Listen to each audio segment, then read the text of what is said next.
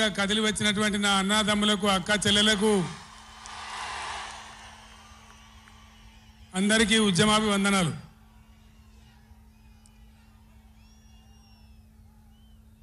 దయచేసి నినాదాల తర్వాత ప్లీజ్ 4 ముచ్చట్లు మీకు సంజాయిస్తే నా పని అయిపోతుంది.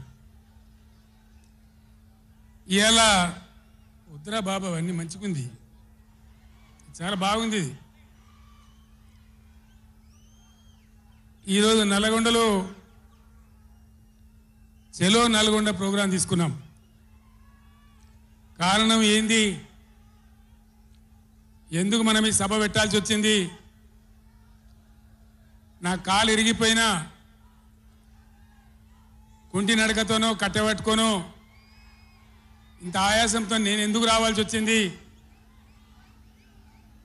ఈ విషయం దయచేసి హరీశ్వర్ ఆగడా, ఆగరాదా?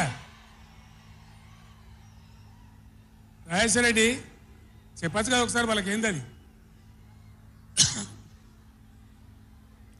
సౌండ్ కింద చేస్తున్నాడు.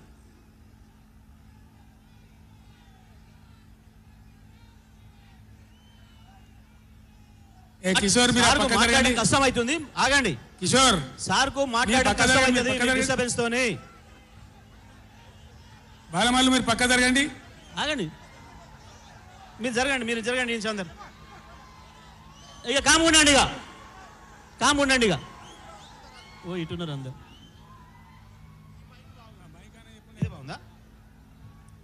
మైక్ ఆయన గర్రమంటుంది.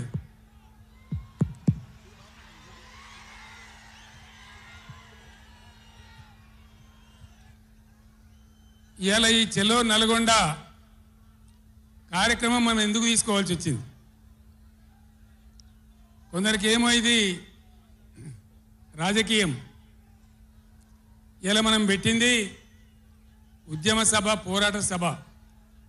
ఇది రాజకీయ సభ కానే కాదు. కృష్ణా నదిలో మన జలాలు అనేది, కృష్ణా నీళ్ళ మీద మన హక్కు అనేది మనందరి బతుకులకు జీవన మరణ సమస్య, సావో రేవో తేల్చే సమస్య. ఈ మాట తెలంగాణలో పక్షిలాగా తిరుక్కుంటా నేను చెప్పబట్టి, ఎవడా మైక్, అది ఎవడా మైక్, ఎవడా ఏమిరా నువ్వు కూడా అక్కడ నువ్వు అయింది?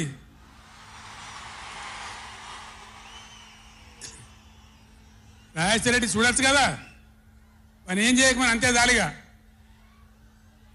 బాగానే ఉందా, ఏం చేయకమను.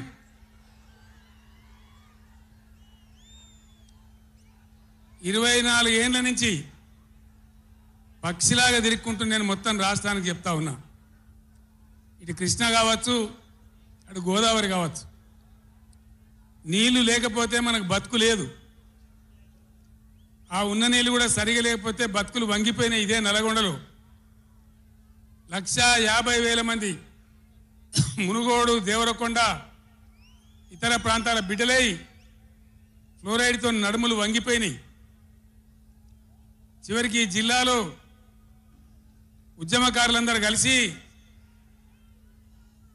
ఆ ఫ్లోరైడ్ ఎఫెక్ట్ అనే బిడ్డలను తీసుకుపోయి ప్రధానమంత్రి టేబుల్ మీద పండబెట్టి, అయ్యా మా బతికిది అంటే కూడా ఎవడు పట్టించుకునే వాళ్ళు లేడు. ఆనాడు పార్టీలు లేవా, ఎమ్మెల్యేలు లేరా,